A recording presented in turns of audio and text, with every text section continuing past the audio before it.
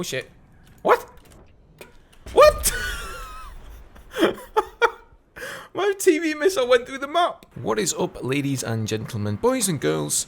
Today we are going to be answering the age-old question, which is the better attack jet weapon, the JDAM bomb or the rocket pods? Now, I know what you're thinking.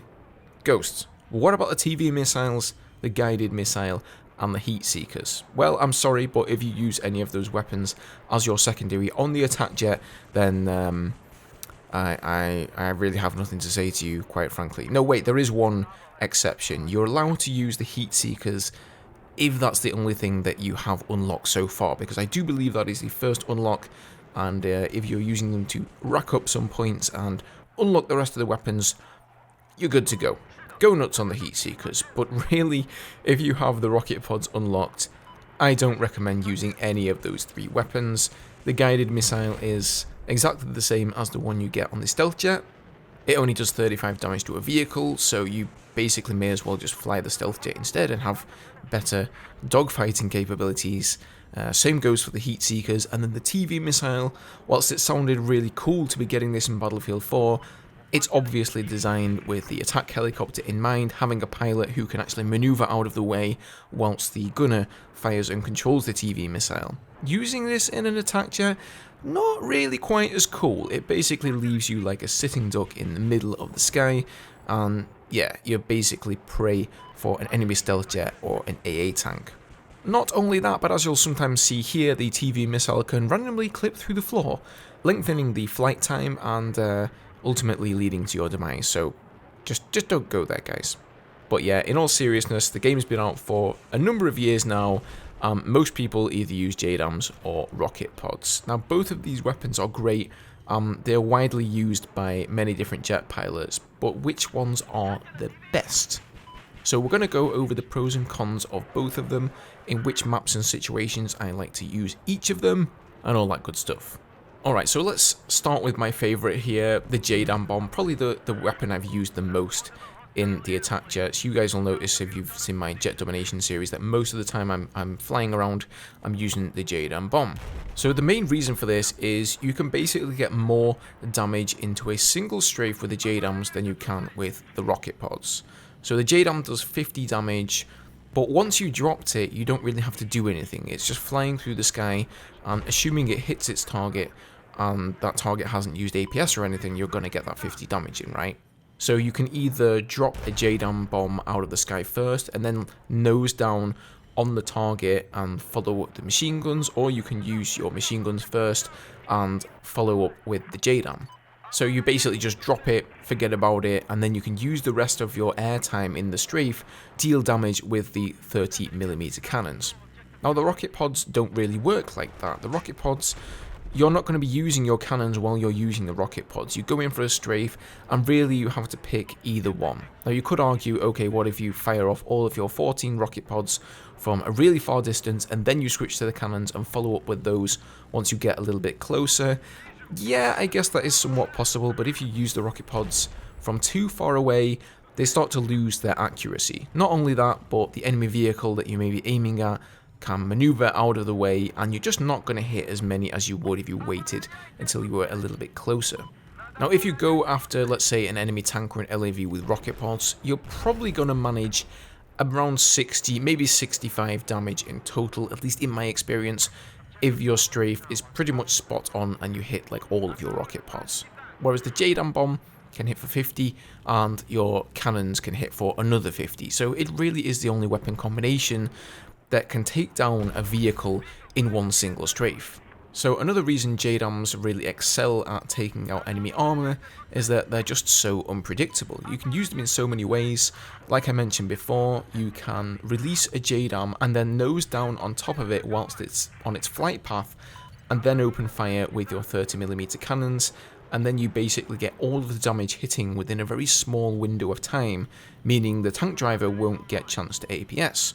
Alternatively, you can go and start with your 30mm cannons and then follow up the JDAM afterwards, which often means that the tank driver gets down to around 50% health and the damage stops for a little while, so he probably thinks that he's safe, he doesn't bother getting out to repair or anything, and then boom, all of a sudden that JDAM hits at the end there and kind of catches him unawares. And sometimes you can even trick tank drivers into not popping their APS because they think they've got so much armor left, but of course that JDAM is going to hit for 50.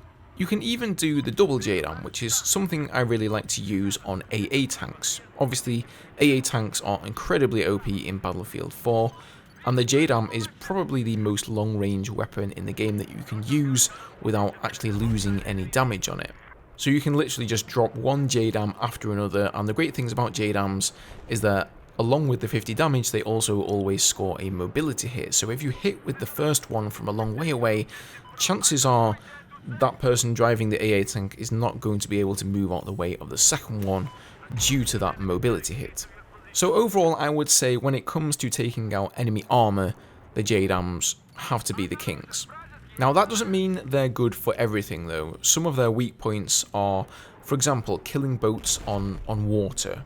If you don't hit the boat directly with the JDAM, you hit anywhere in the ocean, say you're playing Parasol Storm or one of the Naval Strike maps, right?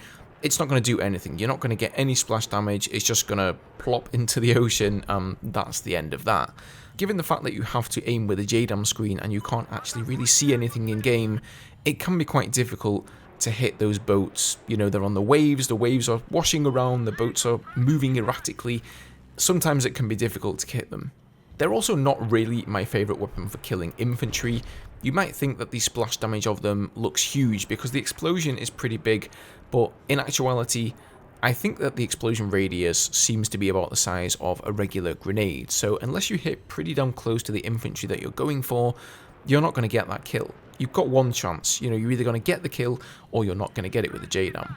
In addition, on the JDAM screen, you can't see whether the target you're going for is underground, whether there's anything at all partially obscuring him that your JDAM could connect with and therefore not hit the infantry underneath. So, you know, Firestorm comes to mind, right? There's that objective B, there are walkways, sort of catways going over the top of the objective. Maybe you're going for some infantry that's on the ground. Little do you know, it's going to connect with the catwalk above and do absolutely nothing. So I would say sort of 50% of all the JDAMs I try to hit on infantry, they often don't hit because they just hit other things, or the infantry runs or is sprinting around the map and runs out the way. There's no way you can correct the angle after you've let the JDAM go. You're really only going to score points on infantry who are standing still, like snipers and whatnot. Alright, okay, enough about JDAMs, let's talk about rocket pods for a while. So part of the reason I initially dismissed rocket pods really when I first got this game is because the aiming reticle for them was really quite atrocious. Compared to the one we got in Battlefield 3, this one, as you can see here from one of my old videos, it was just like a circle.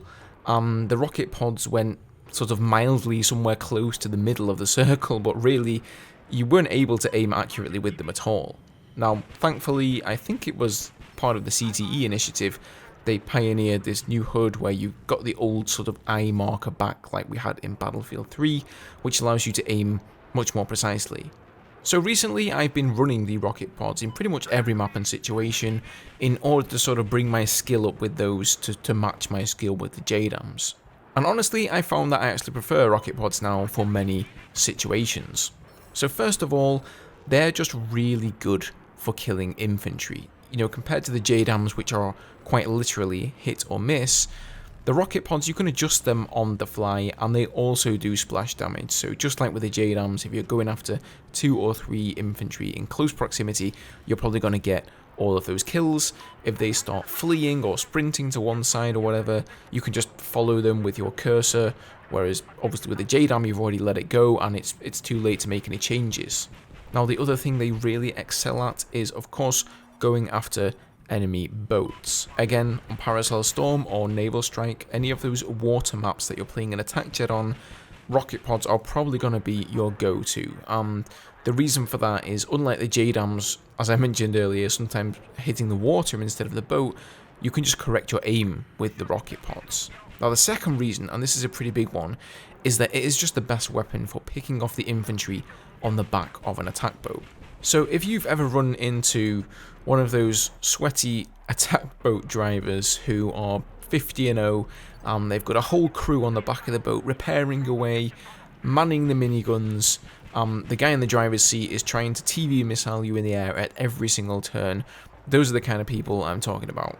And what they generally do, right, is they wait for you to come and do one strafe and sort of do 50% damage to their vehicle, and then on your second strafe they'll pop their APS, and meanwhile they will have their guy on the back repairing the boat to 100% armor, and then they just rinse and repeat, so you can really never take him down completely by yourself. Now the great thing about the rocket pods is all you need to do is aim them generally towards the back of the boat, towards the rear, and you will just kill any infantry that are on the back of the boat there. Easy peasy with the splash of the rocket pods, and once they're all dead, that's going to be a much easier kill for you. Not to mention it's always nice to get some extra kills, right, because sometimes you kill the 3 guys in the back of the boat, and then maybe they're squad mates, so they spawn straight back on the boat, and then you end up killing them again on the next strafe around. And all the time you're using the rocket pods, you're of course not only hurting and damaging the infantry, but you're also doing damage to the attack boat itself. As for the drawbacks, obviously, as I mentioned before with the JDAMs, you know, they're just not quite as powerful in a single strafing run. You've really got to decide, do I want to use the cannons or do I want to use the rocket pods?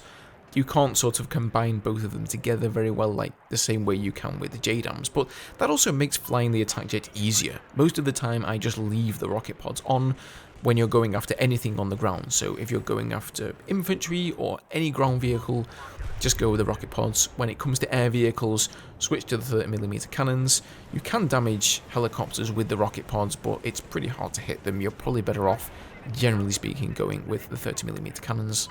But yeah guys, I think that's it. I think that's all I've got on rocket pods and JDAMs. But as always, feel free to leave some of your own experiences, your thoughts and opinions down below in the comment section. Also feel free to leave a like if this helped you guys out, whether you're new to the game or you're a veteran. Hopefully somebody was able to take something away from this video.